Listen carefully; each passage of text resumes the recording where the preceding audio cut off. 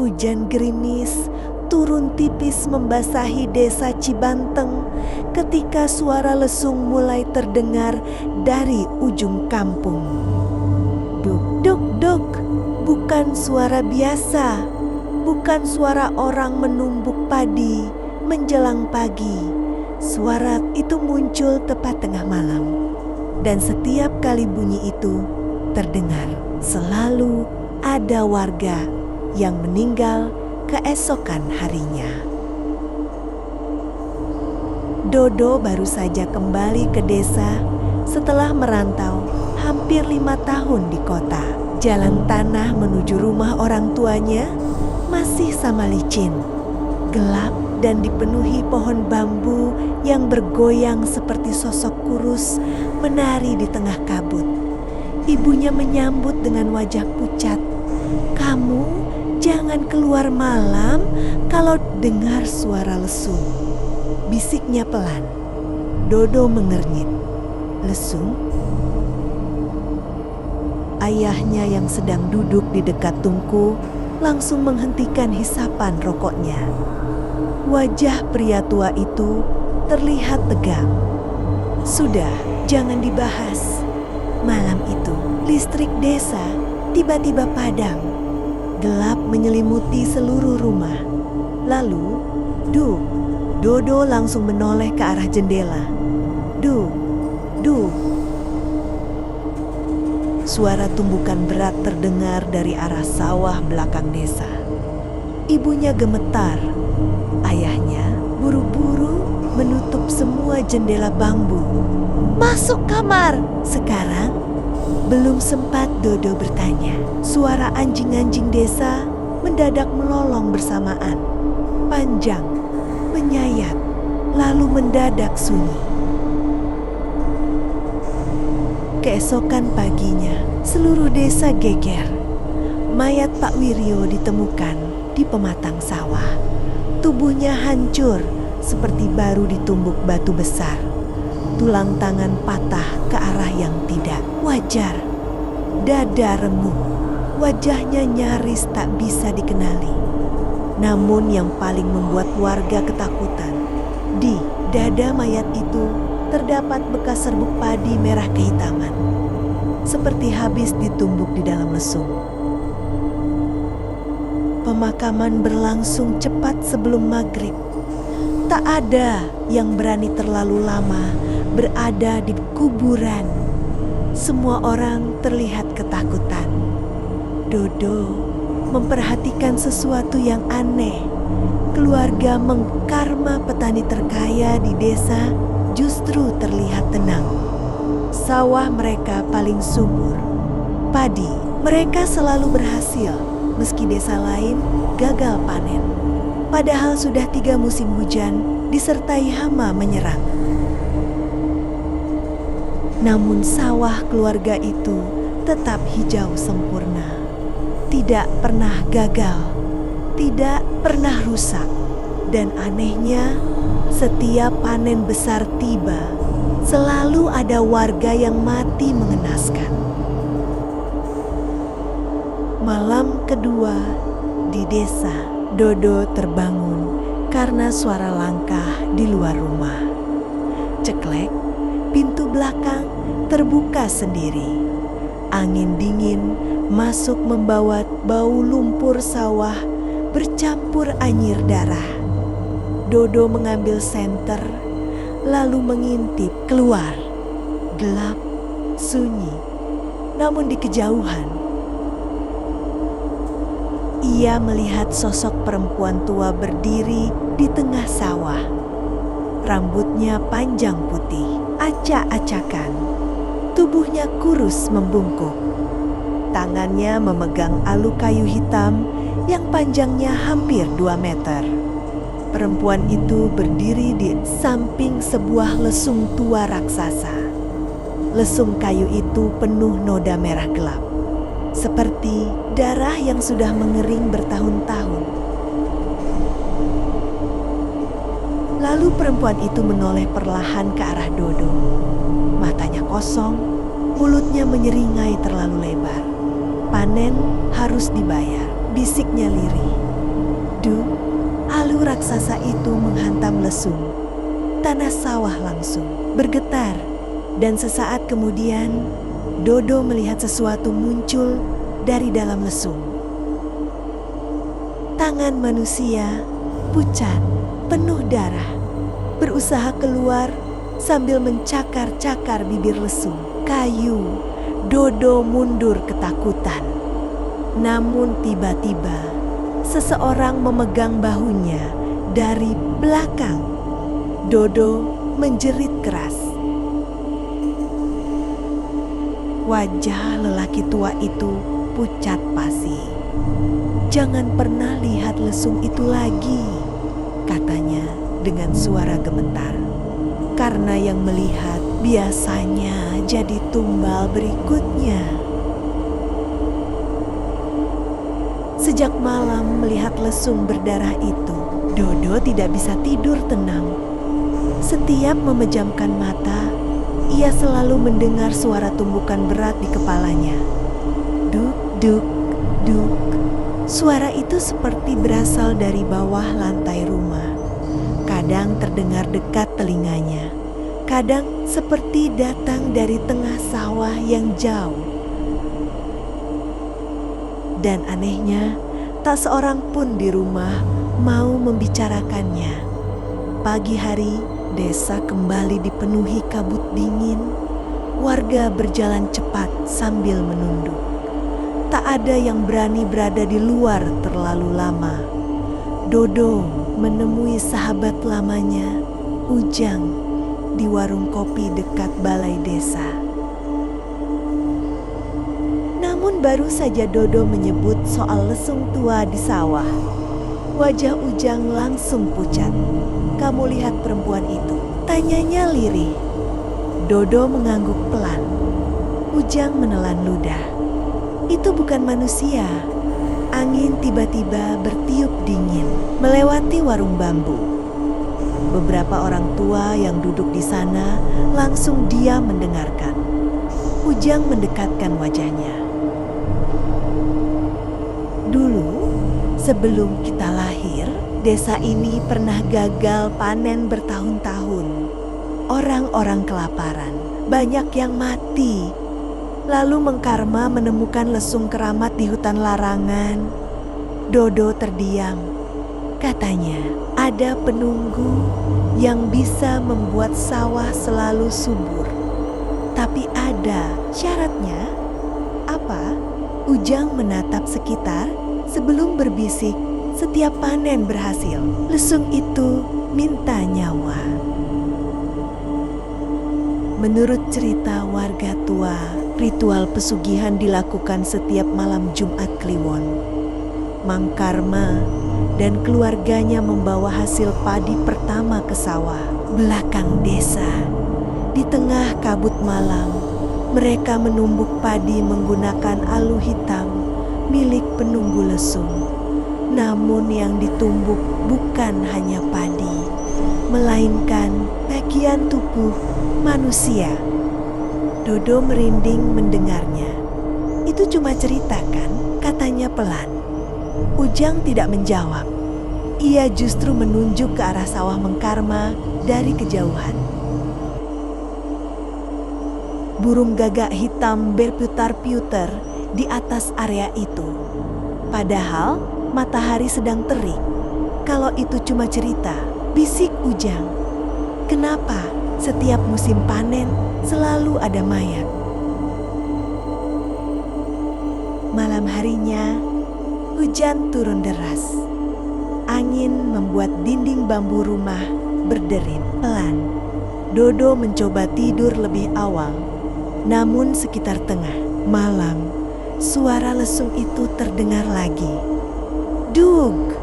Sekali, lalu 2 kali lebih keras. Dug! Dug! Dodo bangun dengan napas memburu. Di luar rumah terdengar suara seseorang menangis. Pelan, seperti perempuan tua. Dodo memberanikan diri mengintip dari jendela dan darahnya langsung terasa dingin. Di halaman rumah ada jejak kaki berlumpur. Jejak itu panjang dan dalam, seolah seseorang menyeret benda berat. Jejak tersebut berhenti tepat di bawah jendelanya. Lalu, tok, tok, tok, tok. Seseorang mengetuk kayu jendela perlahan dari luar. Dodo membeku. Tok, tok. Lalu suara perempuan serak terdengar lirih. Panennya belum lunas.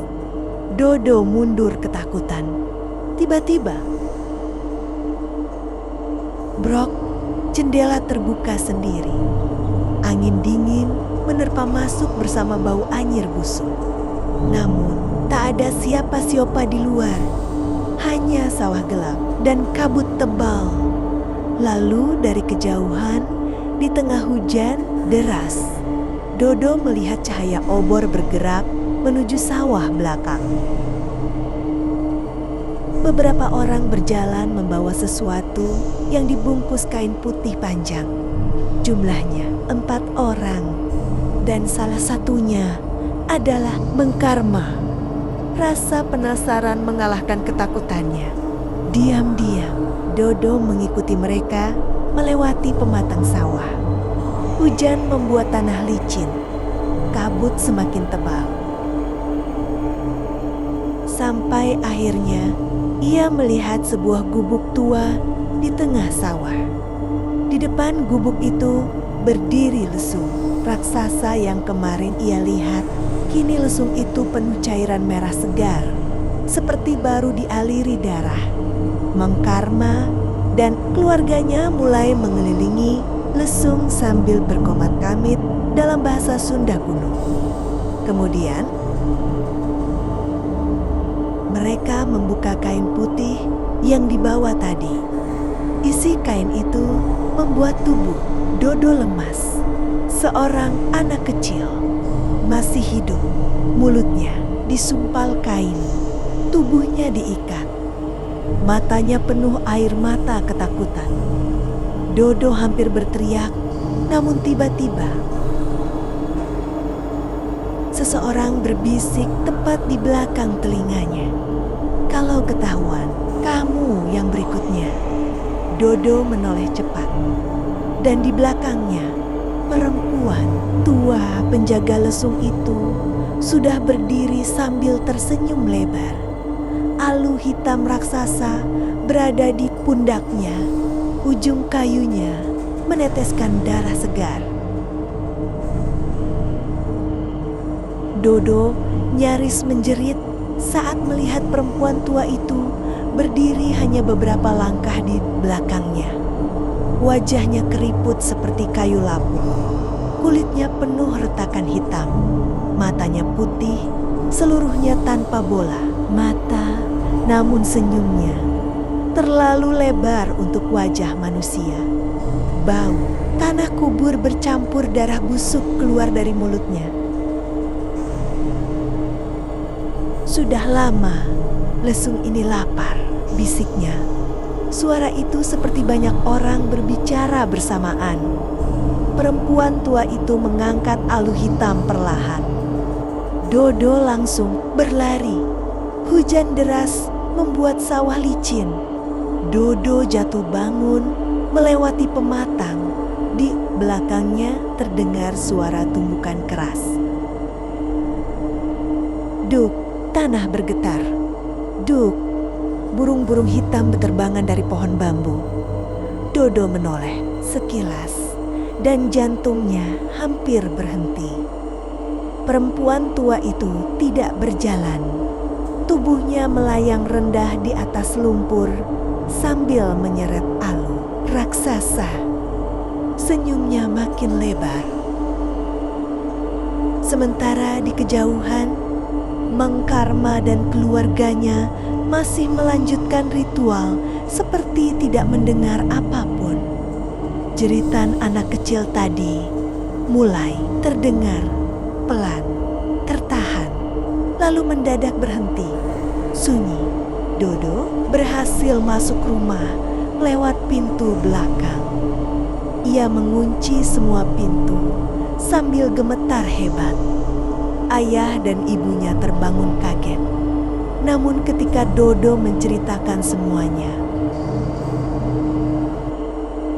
sementara di kejauhan, Mengkarma dan keluarganya masih melanjutkan ritual seperti tidak mendengar apapun. Jeritan anak kecil tadi mulai terdengar, pelan, tertahan, lalu mendadak berhenti, sunyi. Dodo berhasil masuk rumah lewat pintu belakang. Ia mengunci semua pintu sambil gemetar hebat. Ayah dan ibunya terbangun kaget. Namun ketika Dodo menceritakan semuanya, wajah ayahnya langsung hancur ketakutan. "Kamu lihat ritualnya?" tanyanya pelan. Dodo mengangguk. Ayahnya terduduk lemas. "Habis kita." Ibunya mulai menangis. "Kenapa dulu Aa ikut ritual itu?" isaknya lirih.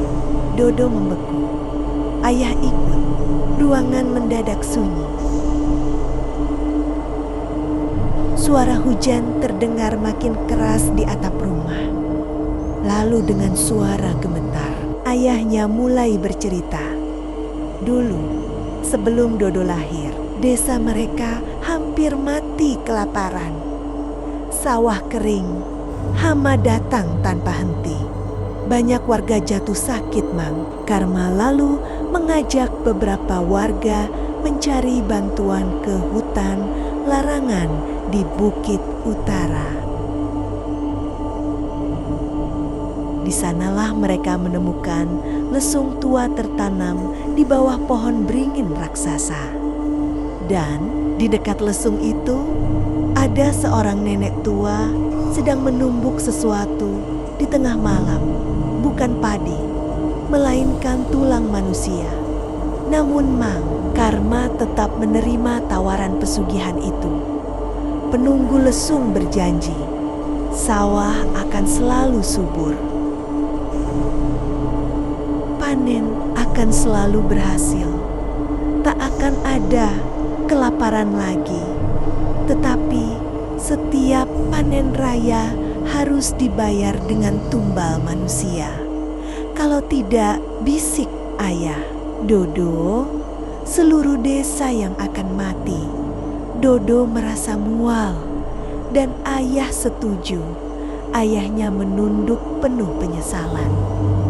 Awalnya cuma orang luar desa, pengemis, pendatang, orang yang tidak punya keluarga. Tapi lama-lama lesung itu makin rakus. Ibunya menangis semakin keras. Sekarang siapa saja bisa jadi tumbal. Dodo langsung teringat anak kecil di sawah tadi. Malam, anak itu siapa? Ayahnya tidak menjawab. Namun wajahnya berubah pucat. Karena saat itu juga terdengar suara orang berteriak dari luar rumah. "Hilang! Anak Mang Udin hilang!" Warga desa langsung ribut. Obor-obor mulai menyala di tengah hujan. Orang-orang berlarian menuju sawah belakang. Dodo dan ayahnya ikut keluar. Namun sesampainya di dekat gubuk sawah, semua warga mendadak berhenti. Tak ada yang berani mendekat. Di depan lesung raksasa itu, tubuh anak kecil tadi sudah terbaring, kaku. Tubuhnya penuh lebam hitam. Kedua tangannya remuk seperti habis ditumbuk, matanya melotot ketakutan. Sementara dari dalam lesung terdengar suara tangisan banyak orang, pelan, memelas. Seperti ada puluhan jiwa terperangkap di dalamnya. "Telung, keluarin kami." Beberapa warga langsung muntah ketakutan. Namun Mengkarma maju sambil membawa obor. Wajahnya dingin tanpa rasa bersalah. Jangan ada yang mendekat, katanya tegas. Panen tahun ini belum selesai. Lalu lesung itu bergerak sendiri. Kayu tuanya bergetar pelan. Cairan merah mulai meluap dari dalamnya, dan perlahan tenggen-tenggen manusia keluar dari lubang lesung sambil mencakar tanah sawah.